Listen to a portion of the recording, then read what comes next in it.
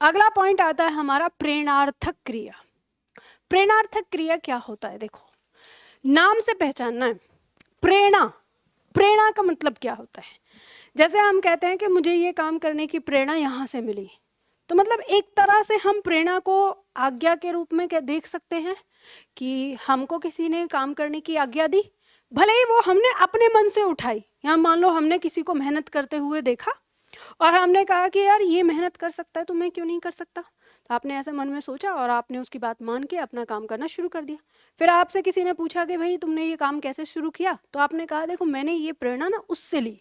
तो प्रेरणा लेने का मतलब एक तरह से क्या हो गया, आज्ञा, यानी आज्ञा, ठीक है। तो वो क्रिया, जिस क्रिया में प्रेरणा दी जाएगी अर्थात जिसमें काम करने के लिए कहा जाएगा, तो वो क्रिया हमारी क्या कहलाएगी, प्रेरणार्थक क्रिया कहलाएगी। तो वाक्य इसकी परिभाषा देखेंगे कि जब कोई कर्ता स्वयं कार्य न करके किसी दूसरे कर्ता से कार्य करवाता है तो उस दूसरे कर्ता को कार्य करने के लिए प्रेरित करता है, तो उस क्रिया को हम प्रेरणार्थक क्रिया, प्रेरणार्थक क्रिया कह देते हैं। अब यहाँ पे ऐसे समझना कि एक जो है काम करने के लिए बोलेगा और दूसरा उस काम को करेगा। ये भाव हमें समझाएगा कौन, क्रिया।